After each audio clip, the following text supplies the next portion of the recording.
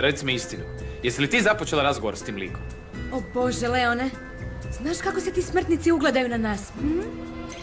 A zašto si ga onda tako gledala? Ja sam gledala? Zašto sam gledala? Pa probaj se zamisliti da se staviš u njegovu kožu. I onda vidiš lijepu curu poput mene ovako. Teško je to. Zar sam ga trebala povrijediti, to želiš? Leon, znaš da si jedini muškarac kojeg želim. Reći ću samo jedno.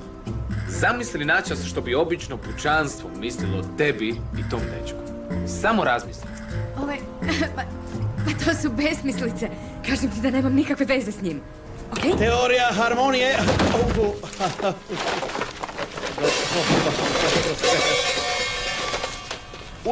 Uđite.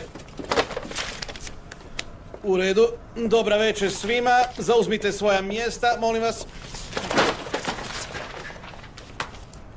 Prošlog tjedna smo govorili o teoriji harmonije, a kada govorimo o teoriji harmonije, onda u biti govorimo o klasičnoj glazbi. Svi zajedno, klasična glazba. Upravo tako, počnimo, pratite me svi.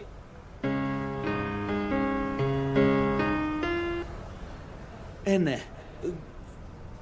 Samo odmorite na sekundu. Tako treba. Teorija harmonije, klasična glazba. 1, 2, 3, pratite svi, idemo!